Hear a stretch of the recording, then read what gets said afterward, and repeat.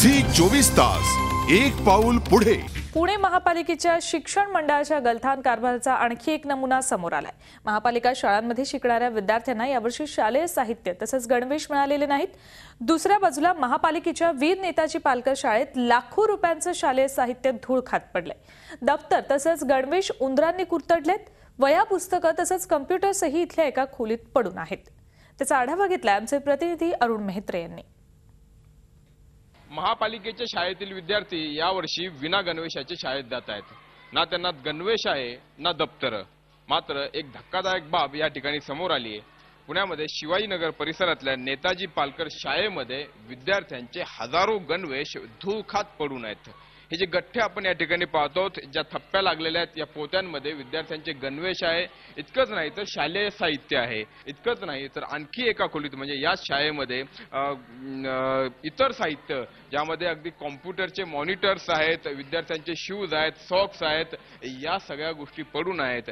खरं तर शिक्षण मंडळ आणि महापालिकेच्या वादामध्ये यावर्षीची गणवेश आणि शालेय साहित्याची खरेदी रखडली आहे। त्यामुळे विद्यार्थी एका बाजूला या सगळ्या गोष्टींपासून वंचित आहे आणि दुसऱ्या बाजूला मात्र अशा पद्धतीनं ही नासाडी महापालिकेकडूनच या ठिकाणी सुरू आहे आणि एका शाळेच्या खोलीमध्ये हा सगळा प्रकार या ठिकाणी निदर्शनास आलेला आहे। आपल्या सोबत या ठिकाणी ज्यांच्या निदर्शनास हा प्रकार आला इथल्या स्थानिक नगरसेविका आहेत। काय हा प्रकार आहे जरा सांगा। शालेय साहित्य इथे सगळं पडून आहे, इतकंच नाही तर ते खराब होत आहे। काल मी आणि माझ्या बरोबरचे दुसरे नगरसेवक श्रीयुत राजू पवार आम्ही दोघं जण शाळेची पाहणी करायला आलो होतो। तेव्हा ही बाब आमच्या लक्षात आली। या खोलीमध्ये बरीच पोती दिसली आणि त्यात एक पोतं जस्ट एक काहीतरी दिसलं चॉकलेटी रंगाचं म्हणून बघितलं तर ती पॅन्ट निघाली। म्हणून मग आम्ही आतमध्ये शिरून सगळं बघितलं तर बरेच युनिफॉर्म्स मिळाले। नवीन युनिफॉर्म्स आहेत।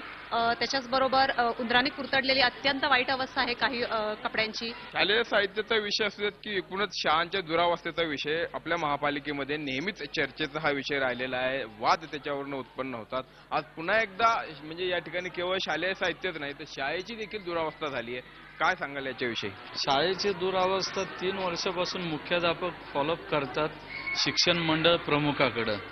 तर त्याच्यात असं निदर्शनात येत आहे की त्यांनी आज गांभीर्य शाळेविषयी काही नाही। आज 5000 विद्यार्थी या शाळेत शिकतात। काल त्यांच्या डोक्यात आलं की बाबा आपल्याला भवनला काहीतरी पत्र द्यायला लागेल की शाळा ही बिकट अवस्थेमध्ये आहे म्हणून। एका बाजूला शालेय साहित्याची दुरावस्था आहे आणि दुसऱ्या बाजूला संपूर्ण शाळेची दुरावस्था आहे।